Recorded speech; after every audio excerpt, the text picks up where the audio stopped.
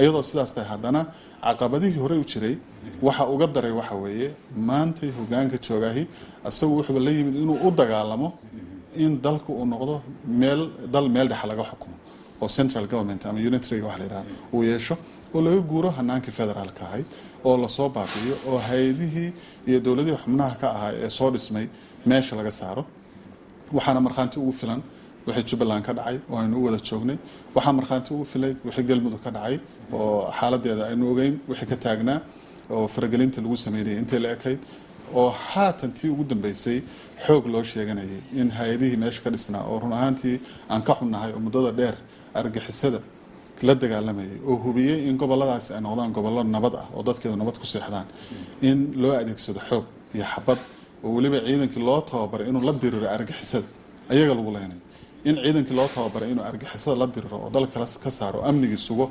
oo iyadoo laga duulayo maxaa la yiraahdaa waxaan leeyahay security architecture iyo dhaqaalihii beesha caalamka ku bixinaysay iyo tababaradii la sameynayay in ciidankii loo daabulo gado si maamulka Jubbaland lagula dagaalamo meesha looga saaro run ahaantii waa nasiib daro taas ayaana keenaysa oo runtii wax yar oo laga soo qaatay in Puntland maanta tiraahdo war dalku waxba ka khaldanay aynu dib isugu soo noqono tashano dabadeedna markaas jihaad aynu qaadno arinta Galmudug saddex madaxweyne ayaa la doortay qalalaasi siyaasadeed oo muddo soo jiitamay ayaa ka jiray miyaan la oran karin dawladdu sidan ay xal u aragtay in lagu ururiyo bulshada reer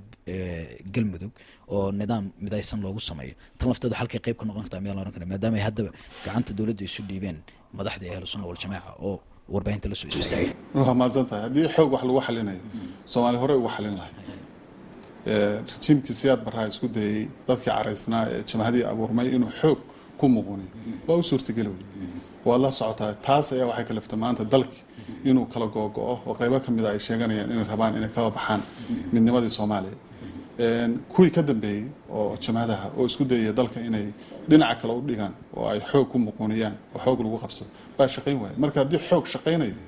xoog hore u shaqayn lahaa waxaan kala rabaa inaan xusno marka laga hadlayo meelaha qaar inaynu wada ognahay maanta inaan aysan awood meel ku urursanayn waxaan dareemaysaa dadku in ay ka daaleen colaad oo daneynayaan dawladnimo iyo dib u heshiisiin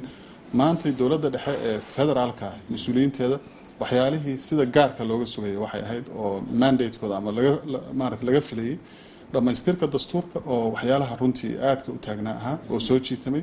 waxaa kamid ah dib u heshiisiin qaran in la qabto oo dalka dib u heshiisiin loo sameeyo oo waxyaalihii hore u dhacay oo xoog sheegashadan hadda aynu ka hadlayno horey u raad reebeen